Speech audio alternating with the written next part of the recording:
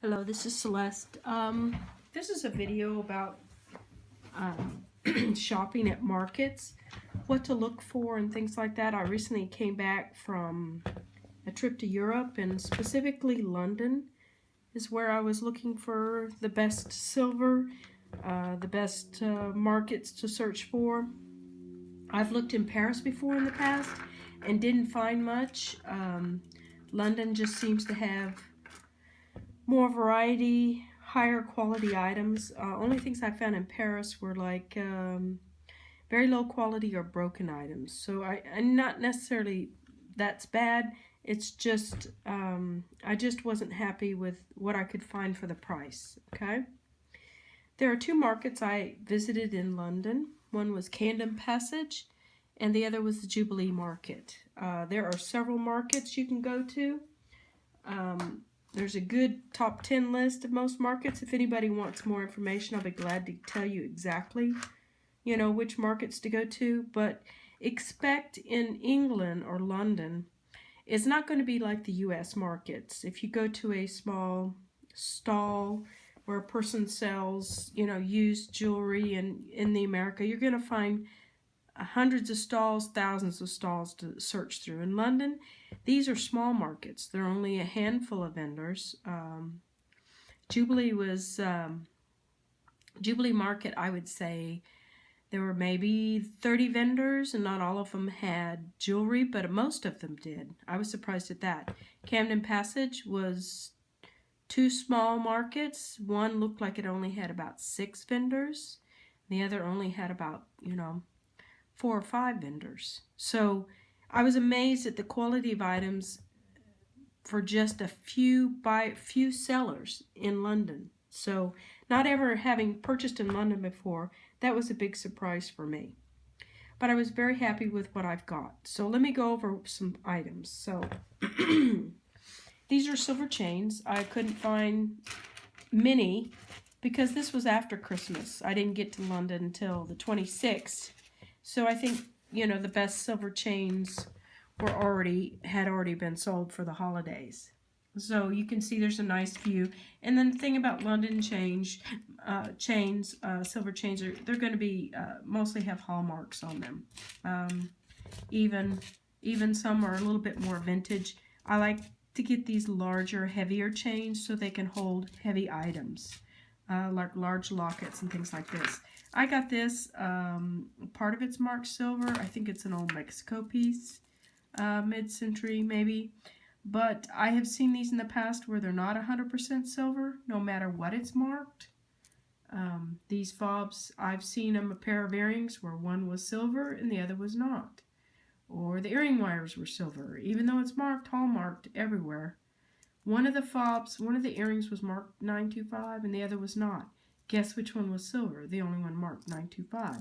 So don't assume that everything about a piece is going to be sterling, because I have seen that where there have been parts or pieces of a piece that are not sterling, no matter what it's hallmarked. So, but I'm pretty sure everything else in here is sterling.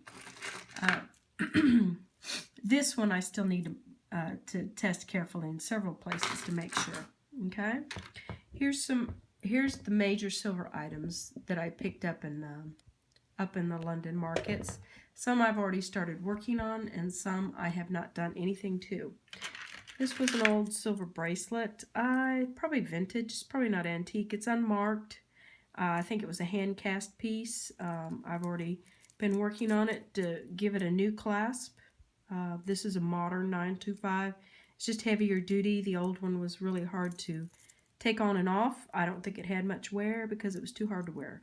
So this one just needs, at this point, I've got to put another ring there and do some clean up, and the edges are a little rough. So I'm going to try to soften these edges on the inside of bracelet as much I can. It's a beautiful bracelet, and when I'm done, it'll be nice and easy to wear. Okay. Now, there's lots of these, what are called Albertinas. It's from the time of King Albert. King Albert, this was, Albert chains in London are pretty much a standard. So Albertinas are the smaller version of that. And they're often thin.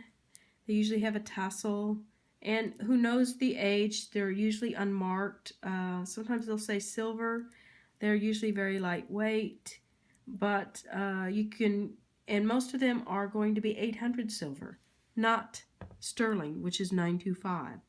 Most of these Albertines are going to be 800 silver. And I will test those to make sure. But you can tell over time, silver is a little easier to tell that it is silver because it will have a tarnished look over time. If you see anything that has a yellow tone to it, it's probably not silver, okay? I don't have anything in here that's not silver. Hold on. Let's see. To show you what a yellow tone would look like. I don't have anything in here. Sorry, I don't have anything. I usually get rid of that pretty quickly when... this is not silver, but it's silver plate, so it won't show up until testing that it's not silver. It won't have a yellow tone or anything. Silver plate, I've seen a lot of things that are white metal that are called silver plate, and they're not. They're just white metal. Silver plate will, as you can see, I've already tested this. I know this is silver plate because it started reacting with the copper underneath, okay? But it still has the look of silver. Still a nice piece. I'm going to keep it just because of the quality of the piece. Okay. Another Albertina. Another tassel. Albertina. Another Albertina. Here's another one. They're all different. This one I haven't tested yet. It's green. It's ugly. It could be silver. This could be silver. I went because this was a bargain. And so it's still pretty enough that I think I can clean it and still have a great piece. So I haven't determined exactly what this is made of. So this still has to be tested along with the Mexican bracelet. Okay. There's others, chains that were unmarked, but definitely silver. Here's another nice, a beautiful Albertina chain. With lots of times, these are really not usable as a piece of jewelry as they are, because they're really meant for a watch chain to hold a watch in a vest of a man's pocket vest. So I will be modifying this one to make this into a nice necklace. Okay. Also, what I saw in London was conversion pieces. This is a conversion piece. As you can see, it's been drilled and added a modern chain. So this is a conversion piece. So I used to not see that at market very often, conversion pieces for sale, but now I see it. I think just the lack of antique items available for sale is becoming low, so you're going to see more conversion pieces. So I'm probably going to leave this item just as is. I'm going to clean it and verify it by the date, and that'll be it for that one. Here's another conversion piece I picked up. This was an antique button, paste button. I'm going to have to leave it as is because paste is too hard to solder. You'll destroy the paste stones. They'll turn yellow and ugly. And so I'm not sure. That's our best guess. The vendor and I guessed that this was a large paste button. It's still beautiful just like it is. So that's the way it's going to stay. Okay? Because there's too much of a chance of ruining it. So this is another conversion piece that I found. Here's the last one. Here's another conversion piece. It's a glass stone. I can tell that pretty quickly. But this used to be probably a brooch, as you can see. It had the shape of a brooch. It is now a necklace. It has a great little chain to it. And so once I verify the metal content, which I'm pretty sure it's at least 800, might be somewhere in between 800 and 925, and verify the metal content of the chain and everything like that, and it'll pretty much go as it is. Now, there's always lots of fobs up there. I look for ones that are blank or not too bad of condition, but I was amazed at I hardly found any of these things. I was expecting lots of them. I just found this one small one at a decent price. So I'll add a nice ring to it, and that'll be as is. And so this one, here's another conversion piece. It's a watch case that's already been converted to a locket. I didn't do it. It has, let's see, it should have a button to open. Well, I'm not going to mess with it online, but I have to get out my watch case opener. But it's already got a picture on it. This is a conversion piece that's already been converted to a locket. So I'll leave it as is. I'll clean it, verify the metal and the date and the age of the item, and that'll be as is.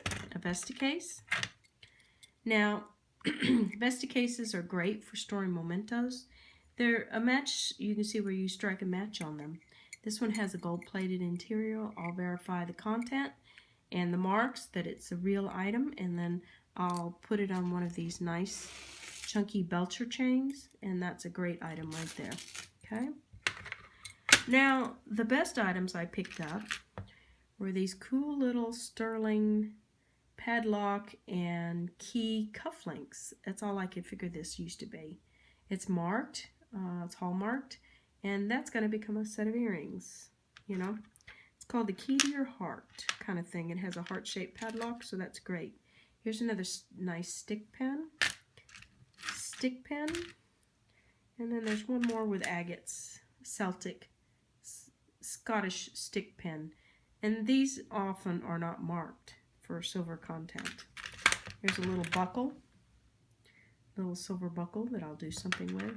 Okay, another watch. This one, I'll probably leave it as is. I'll clean it, and I'll have to somehow see whatever this blobby thing is on the inside and clean that. Okay. Now the best items I found were this beautiful Scottish arrow brooch with an agate stone. Seems to be all original, so I'll leave it as is. If someone wants a conversion piece, I think I can convert this. I may have to take the agate out to do that. But if you want to convert it to a necklace, you can I can attach a hoop here and just hang it this way, straight down, or I can hook two to hang it this way. Okay. The last item I found was a vinaigrette. Now, I don't have any idea on the exact age of this item. It has no marks. So, as to its origin or how old it is, I'm estimating it is old. There are some little pinholes in the top. Can you see? There's light coming through the top. It is hand done. I can tell that. It's probably French in origin. But I haven't found a mark yet. I'm going to look some more at it. I've looked at it carefully several times. But I think this is a tiny little lead crystal vinaigrette. It's still in great shape, which means it still looks like to have the original paper inside, which you just put a drop or two of perfume and to let the smell wave through the top as you wore it. And so the little pinholes on top were probably just from just overall use and wear. So sometime late 1800s, early 1900s, it's a beautiful item, and I'm still determined its metal content. I'm pretty sure it's silver, but it's exactly how much silver is yet to be determined. This is a modern chain on there. So that's the silver items I found at the London market. So I'm going to stop the camera and go through the gold items. Okay, let me talk a little bit about, before I go over all these items, some advice or tips on how to buy at a market. The vendors in London were very, if you come through and ask for a bunch of prices, they're not too happy about that. So, and they'll even get to the point of not even helping you. So, you really have to approach it as a relationship thing.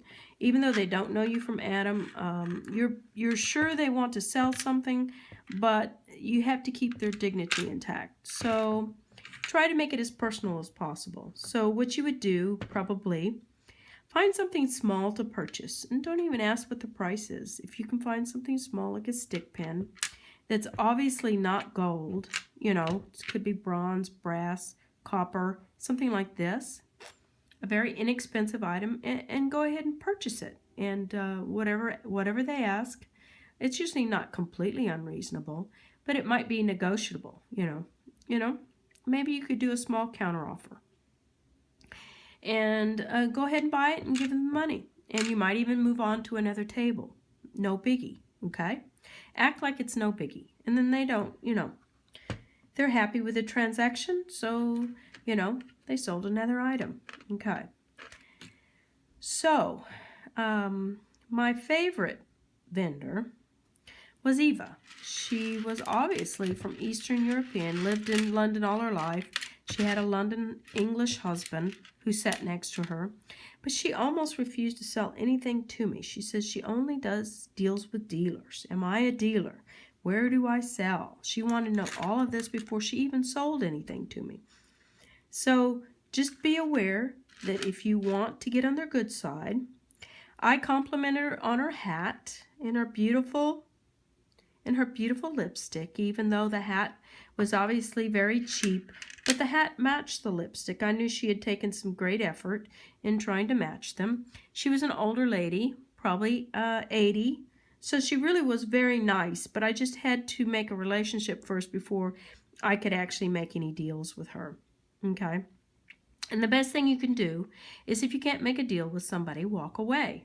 If you think there is a vendor that has items that are not as described, walk away. I saw that several vendors. I saw a woman's items that were obviously reproductions. There's lots of them. And if you've been in the trade for a while, you know that what's been offered on the market as a reproduction item that, you know, that somebody represents as antique. Okay? And so I dealt with the vendors who were open and honest and willing to trade. There was another vendor who had a bunch of spinner fobs. And for the simple fact that, you know, I asked him if they were paste. And, you know, I said, he got very upset with me when I asked him if these spinner fobs were paste, because I knew they were paste. And the one I could see, I'm a trained gemologist, I could see from looking down at one of them that was obviously glass. It had swirls. It had very soft sides to the stone. That's the obvious clue that it's glass. This is glass, but it's not that obvious. It looks like a gemstone. Guess what? Most of these spinners are glass. Only the really old ones that are probably solid gold would be an actual gemstone like this one. This is hallmarked and everything. So, and I haven't even tested that stone, but I'm pretty sure it's a real one, simply because this is solid gold, okay? This is not a gemstone. Most of these spinners are not going to be gemstone. This is early 1900s. It's not as antique, but it's still very pretty, okay? So be wary of anybody that's claiming to have gemstones. Because what? This one vendor had, I'd say, close to 100 little spinners and all sorts of stone fobs in his thing. And he said all of it was real. No, There's no such thing, So don't believe everything. And the fact that he got real upset when I asked, I knew right there I wasn't going to buy anything from him, okay? You don't say anything, you just walk away and go somewhere else. Because at least there was enough items and enough vendors that I didn't have to buy from him, okay? So that's your best thing. Walk away.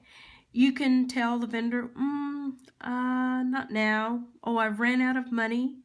And I actually did at the last market we attended. I run out of cash. So I went to an ATM, and the ATM would not give me additional cash for whatever. It wasn't working or whatever. So I went back to my hotel room. I dropped off purchases and thought about it for a while and came back and found a different ATM that did work. So, and guess what? She gave me a 5-pound discount on the item because I was back like an hour later. And so she gave me a discount. And so that was, you know, I got 5 pounds from doing that. Okay. So let's go over some of these items. So when you buy in a market, remember, look carefully. Try to know what you're looking at. Don't accuse a vendor, because they'll take that, you know, right off